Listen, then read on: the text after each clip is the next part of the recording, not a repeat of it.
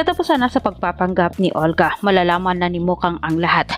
Ginalit ni Tinting itong si Olga dahil dito nagpasya naman itong si Olga na isa katuparan na nga ang kanyang masamang plano dito kay Tanggol bago pa siya mabisto ni Ramon.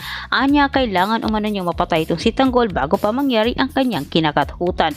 Tumawag itong si Olga kay Balatugan para ipahanda umano itong si Tanggol dahil kukunin na niya ito para tirahin. Ngunit hindi nagpatumpik-tumpik itong si Balatugan at tinanggihan niya itong si Olga at sinabing nagbago na umano ang isip ni Espinas at hindi nila maaring galawin itong si Tanggol. Para walang tanong-tanong na itong si Olga, pinaniwala ni Balatugan itong si Olga na may isang taong lumapit umano kay Espinas at pinaprotektahan itong si Tanggol, binayaran ng malaking halaga si Espinas at ginawang triple. Hindi naman nagbanggit ng anumang pangalan itong si Balatugan dito kay Olga sapagkat iniwasan naman ni Balatugan na malaman ni Olga ang kanilang kalakaran sa loob. Tumindi ang galit ni Olga at hindi niya makontrol ang kanyang sarili kahit hindi naman namalayan ni Olga na papalapit pala itong si Mukhang sa kanya kasama ang mga kaibigan nito.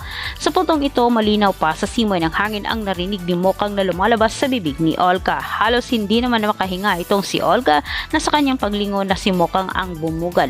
Agad namang tinanong ni Mukhang itong si Olga kung sino umano ang Tanggol na binanggit nito dahil magkapareho umano ang pangalan sa kanyang kaibigan at bakit sinabi umano ni Olga na papatayin niya ito.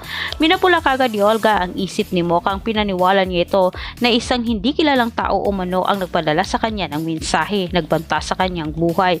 Kaya't umano nasabi niya ang mga bagay na hindi dapat sabihin. Ngunit ilang hindi naman kumbinsido itong si Mukhang. Patuloy pa rin siya sa pangusisa. Maya-maya umiwas na itong si Olga sa mga tanong ni Mukhang sa kanya at ilang minuto lang ang lumipas, dumating naman itong si Ramon. Nagtaka itong si Mukhang na magsumbong kay Ramon. Ngunit lumapit naman muli itong si Olga at siya na ang nagpapaliwanag dito kay Ramon sa kanyang narinig. At dito po nagtatapos ang ating advance episode. Huwag mong kalimutang mag-subscribe para sa maraming karagdagang update kung ikaw po ay bago pa lang dito sa aking channel. Muli, maraming salamat.